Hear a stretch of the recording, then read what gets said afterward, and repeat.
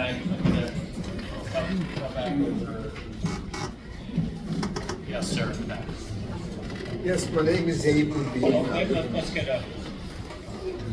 My name is Abe Levine. I live in Redondo Beach. I was a college professor for 30 years in this community. Oh, nice.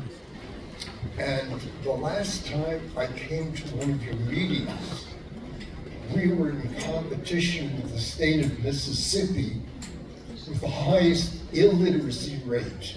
Mississippi was at the bottom, we were the second. We talk about raising funds for education. We spend per pupil, my understanding is, I may be wrong, we spend per pupil higher than any other state. Now, usually in a free enterprise system, we award excellence.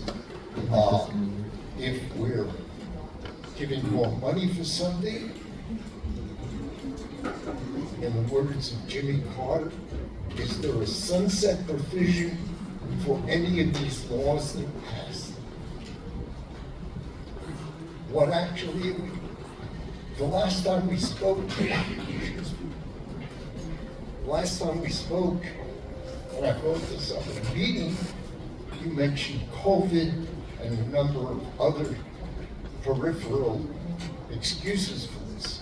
Why do we have such an illiteracy rate where we're spending so much money on private and local education? Okay. All right. Well, thank you for your questions.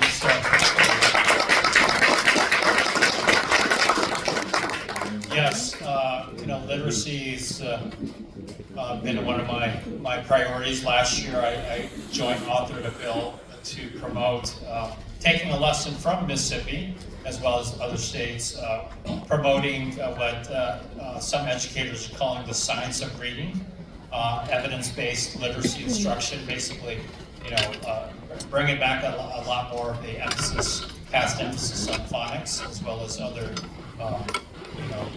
reading comprehension, vocabulary, reading awareness. But we need to do better to raise the literacy rate, because we know that literacy by third grade is one of the biggest predictors of lifelong success in life, and so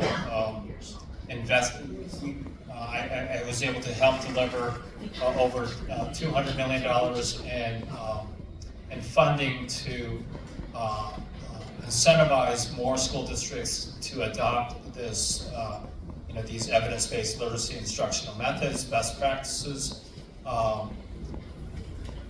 California does not have the highest per pupil spending in the entire country. We used to be near the bottom in the country. Over the past 10 years, we've made it up to now around 18th in the nation in per pupil spending. But we also have one of the nation's highest childhood poverty rates, and too much of that illiteracy is focused in our low-income communities. We need to do a better job of achieving universal literacy for all kids in all communities throughout the state, and I'm going to keep championing that. So, Universal child care. Universal child care is another, literacy and the opportunity and achievement gaps start in the early childhood years. No greater return on our investments than in the 0 to 3 years. So that's definitely a big part of that.